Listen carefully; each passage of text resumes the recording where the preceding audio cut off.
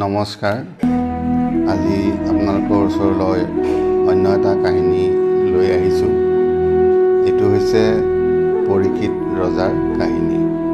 গতিকে পৰীক্ষিত ৰজাৰ বিষয়ে ইতিমধ্যে আমাৰ বহুতে জানে যে আমাৰ গাঁওবিলাকত বা চহৰতো 7 দিনীয়া ভাগৱত পাঠ হয়। 7 দিন 7 ৰাতি একেৰাহে ভাগৱত পাঠ কৰি পেলাই ভাগৱতখন শেষ কৰে। ইয়াৰ মূল কাৰণটো হৈছে যে পৰীক্ষিত ৰজাই এদিন মৃগয়া কৰিবলৈ যাওঁতে তেওঁ অৰণ্যৰ মাজেদি গৈ শ্ৰমিক ঋষি আশ্ৰম পালেগৈ। শ্ৰমিক ঋষি আশ্ৰম পাওঁতে তেতিয়া ঋষিয়ে ধ্যানত বহি আছিলে, ঈশ্বৰৰ উপাসনা কৰি আছিলে। ৰজাই গৈ যেতিয়া শ্ৰমিক ঋষিক মাত লগালে, তেতিয়া শ্ৰমিক ঋষিৰ পৰা কোনো ধৰণৰ সঁহাৰি নাপালে। নোপোৱাৰ কাৰণে ৰজাৰ মনত অকণমান অসন্তুষ্ট হোৱাৰ কাৰণে তেওঁ ওচৰতে পৰি থকা এডাল মৰা সাপ ৰজাৰ ডিঙিত মেৰিয়াই দি গুচি গ'ল। তেনেতে অন্য ঋষি পুত্ৰসকল আৰু শ্ৰমিক ঋষিৰ পুত্ৰ শৃংগী ঋষি তেওঁলোকে সেই আশ্ৰমৰ কিনাৰৰ নদীখনতে গা ধুই আছিলে। তাৰপিছতে এজন ল'ৰাই দেখা পালে যে কোনোবা এজন মানুহে ঋষিৰ ডিঙিত এডাল সাপ মেৰাই দিছে। সেই কথাটো শ্ৰমিকৰ পুত্ৰ শৃংগীক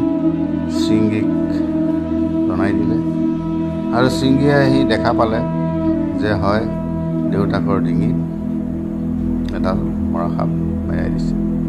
তেতিয়া শৃংগী খঙত অগ্নিশৰ্মা হ'ল।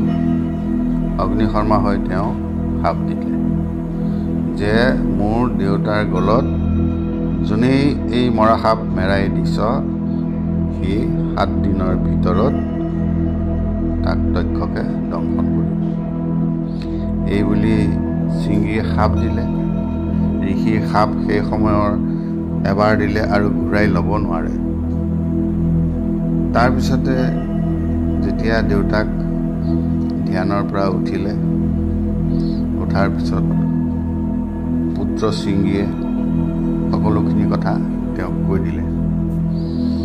যেতিয়া কৈ দিলে, তেতিয়া ঋষিয়ে ধ্যান কৰি গম পালে সেইজন অন্য কোনো নহয়, এই ৰাজ্যৰ ৰজা হয়।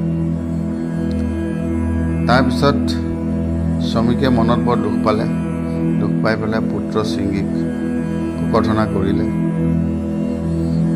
উপায়হীন হৈ তেওঁ যিহেতু সেই ৰজাৰ ৰাজ্যতে তেওঁলোকে বসবাস কৰি আছে, গতিকে শ্ৰমিকে তেওঁৰ শিষ্য গৌৰমুখক ৰজাৰ ওচৰলৈ পঠাই দিলে। গৌৰমুখ যেতিয়া ৰজাৰ ওচৰ পালেগৈ, তেতিয়া ৰজাই সোধ-পোছ কৰিলে আৰু ঋষিক সন্মানেৰে ঘূৰাই পঠালে। তাৰপিছত গৌৰমুখ আহি পেলাই শ্ৰমিক ঋষিক কথাখিনি অৱগত কৰিলে। কৰাৰ পিছত শ্ৰমিক ঋষিয়ে নিজেই ৰজাৰ ওচৰ পালেগৈ। যেতিয়া ৰজাৰ ওচৰ পালেগৈ, তেতিয়া ৰজাই শ্ৰমিক ঋষিক ক'লে যে এইটো আচলতে মোৰ প্ৰাপ্তি হয়, গতিকে তুমি দুখ নকৰিবা, তুমি যোৱাগৈ। সেই বুলি বুজাই বৰাই ঋষিক পঠাই দিলে। তাৰপিছত পৰীক্ষিত ৰজাই তেওঁ উপায় চিন্তা কৰিলে, তেওঁ এতিয়া কেনেকৈ মুক্ত হ'ব। এই উপায় চিন্তা কৰি সমস্ত ঋষিমুনি যিমান আছিলে সকলোকে আমন্ত্ৰণ কৰিলে। আমন্ত্ৰণ কৰি সোধ-পোছ কৰিলে যে মোক এনেকৈ ঋষিয়ে সাপ দিলে, গতিকে এতিয়া সাপটোৰ পৰা মই কেনেকৈ মুক্ত হ'ম। এই কথা সকলো ঋষিমুনিক যেতিয়া জনাই দিলে, অৱগত কৰালে, তেতিয়া কোনোৱে কয় আপুনি তপ কৰক, কোনোৱে কয় আপুনি জপ কৰক, কোনোৱে কয় যজ্ঞ কৰক, কোনোৱে কয় ধ্যান কৰক, কোনোৱে কয় পূজা কৰক, ইত্যাদি ইত্যাদি বিভিন্নজনে বিভিন্ন পৰামৰ্শ আগবঢ়ালে। কিন্তু পৰীক্ষিত ৰজাৰ এটাও মনত নধৰিলে যে এইটো কৰিলে মই মুক্তি পাম। তাৰপিছত শুকমুনিয়ে ক'লে যে মহাৰাজ, যে আপুনি এক ঈশ্বৰৰ নাম ধ্যান কৰক, এক ঈশ্বৰৰ নাম লওক, তেতিয়া আপুনি মুক্ত হ'ব। ৰজা পৰীক্ষিতে তেতিয়া সেই কথাটো তেওঁ মনত লাগিলে। মনত লাগি তেওঁ নদীৰ পাৰত তেওঁ আশ্ৰম পাতিলে আৰু সেই আশ্ৰমতে সকলোবিলাক ঋষিমুনি যিমান আছিলে সকলোবিলাকে অংশগ্ৰহণ কৰিছিলে। কৰাৰ পিছত তেতিয়া বিভিন্নজনৰ বিভিন্ন মত যদিও আগবঢ়াইছে, ৰজাই মানি ল'ব পৰা নাই। শেষত শুকদেৱে পৰামৰ্শ আগবঢ়ালে যে মহাৰাজ, আপুনি মুক্তি পাবলৈ হ'লে এক ঈশ্বৰৰ নাম আপুনি জপ কৰক, অৰ্থাৎ আপুনি ভগৱানৰ নাম লওক, ভগৱানেহে আপোনাক ৰক্ষা কৰিব পাৰিব। সেই বুলি কোৱাত ৰজাৰ মনত কথাখিনি লাগি ধৰিলে। তেতিয়া ৰজাই আৰম্ভ কৰিবলৈ ক'লে, শুকদেৱক আৰম্ভ কৰিবলৈ ক'লে যে শুক মহাশয়, আপুনি ভাগৱতৰ কথাখিনি আৰম্ভ কৰক। তেতিয়া শুকদেৱে এই ভাগৱতখন 7 দিন 7 ৰাতি সম্পূৰ্ণ কৰি তেওঁ পৰীক্ষিত ৰজাক উদ্ধাৰ কৰিছিলে। এই যে 7 দিন যেতিয়া হৈছিলে, যিদিনা ভাগৱত সামৰিব, সেইদিনা দক্ষকে ব্ৰাহ্মণৰ ভেষ ধৰি ৰজাৰ ওচৰলৈ গৈছিলে। যাওঁতে বাটতে কাশ্যপৰ লগত লগালগি হয়, দেখা দেখি হয়। তেতিয়া দক্ষকে সুধিলে যে তুমি কলৈ যোৱা? কাশ্যপে ক'লে, মই ৰজাক বচাবলৈ যাওঁ। তেতিয়া দক্ষকে ক'লে যে ঠিক আছে, তুমি ৰজাক বচাবৰ কাৰণে তোমাৰ কিমান শক্তি আছে মই তোমাৰ প্ৰমাণ ল'ব বিচাৰোঁ। তেতিয়া কাশ্যপে মান্তি হ'ল। দক্ষকে ক'লে যে মই এই গছজোপা বৰগছজোপা খুট মাৰি মই ছাই কৰি দিম, তুমি এই বৰগছজোপা আকৌ জীয়াই তুলিব লাগিব। তেতিয়া কাশ্যপ ঋষিয়ে মান্তি হ'ল। কাশ্যপ যেতিয়া মান্তি হ'ল, তেতিয়া দক্ষকে গৈ সেই গছজোপা খুট মাৰিলে। খুট মাৰি দিয়াৰ লগে লগে গছজোপা পুৰি ছাই হৈ গ'ল। গতিকে সেই ছাইখিনি বুটলি আনি পেলাই কাশ্যপে তেওঁৰ যি শক্তি আছে, যি মন্ত্ৰ আছে, এই মন্ত্ৰৰ বলত, শক্তিৰ বলত তেওঁ গছজোপা আকৌ পুনৰ আগৰ নিচিনা কৰি তুলিলে। তেতিয়া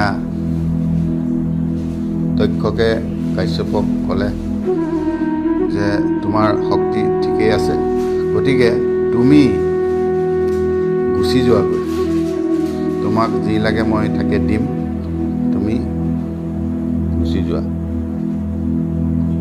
দক্ষকে তেতিয়া কাশ্যপক ঘূৰাই পঠিয়াই দিলে। পঠিয়াই দিয়াৰ পিছত কাশ্যপে তেওঁৰ যি লগৰীয়া আছে, লগৰীয়া কিছুমানক ব্ৰাহ্মণৰ ভেষ ধৰি ফল মূল লৈ দি পঠালে। যেতিয়া সেই ফল মূল দি পঠায়, তাৰ মাজতে দক্ষক সোমাই আহিল। আহি পৰীক্ষিতক দংশন কৰিলে আৰু পৰীক্ষিতক দংশন কৰাৰ লগে লগে পৰীক্ষিত ৰজাৰ মৃত্যু হৈছিলে। সেইকাৰণে 7 দিন 7 ৰাতি আমাৰ ভাগৱত পাঠ হয়, আমি সকলোৱে শুনো, আমি অংশগ্ৰহণ কৰোঁ, যোগদান কৰোঁ। গতিকে 7 দিন 7 ৰাতি ভাগৱত পাঠ কৰাৰ ইয়াৰ আচল মূল তত্ত্বটো হৈছে এইটো। গতিকে পৰীক্ষিত ৰজানো কাৰ পুত্ৰ কাৰ সন্তান আছিলে সেই বিষয়ে আপোনালোকক মই কৈছোঁ যে অভিমন্যু আৰু উত্তৰাৰ পুত্ৰ আছিলে আৰু ককা দেউতাক আছিলে অৰ্জুন। গতিকে আপোনালোকৰ ওচৰলৈ এই পৰীক্ষিত ৰজাৰ কাহিনীটো চমুকৈ আগবঢ়ালোঁ।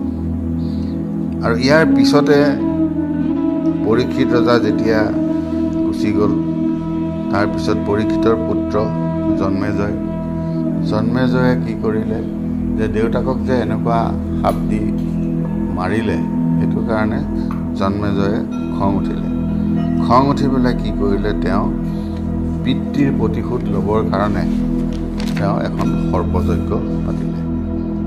আৰু সেই সৰ্পযজ্ঞত সকলোবিলাক সৰ্প আহি সেই আহুতিত পুৰি মৰিলে, কিন্তু তক্ষক নাহিলে, তক্ষকক আনিব নোৱাৰিলে।